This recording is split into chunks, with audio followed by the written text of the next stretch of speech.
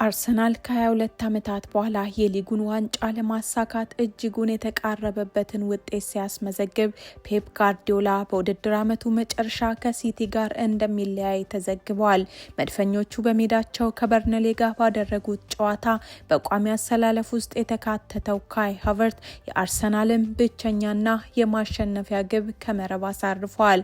ቡካዮ ሳካም በፕሪሚየር ሊጉ አመቻችቶ ያቀበላቸውን ግቦች 50 በማድረስ በክለቡ ታሪክ ብዙ ጎሎችን አመቻችቶ ካቀበሉ ተጫዋቾች መካከል 5ኛ ደረጃ ላይ ተቀምጧል። በ24 ዓመት ከ255 ቀናትም በሊጉ 50 ጎልና 50 አሲስት ላይ የደረሰ በእድሜው ሁለተኛው ትንሹ ተጫዋች ሆኗል። ዋይኒ ሩኒ በ24 ዓመት ከ84 ቀናት ይህንን ማሳካቱ ይታወሳል። አርሰናል የዛሬውን ድል ተከትሎ ከማንቸስተር ሲቲ በ5 ነጥቦች ርቆ ሊጉን መምራቱን ቀጥሏል።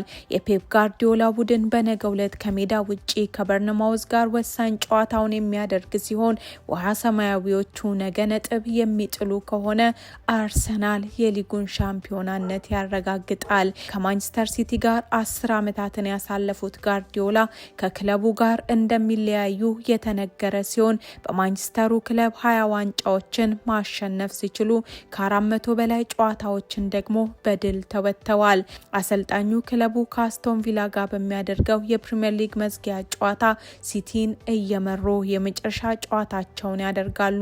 ኤንዞ ማሬስካ ጋርዲዮላ ሊተካ እንደሚችል ብዙዎች እየዘገቡ ይገኛሉ።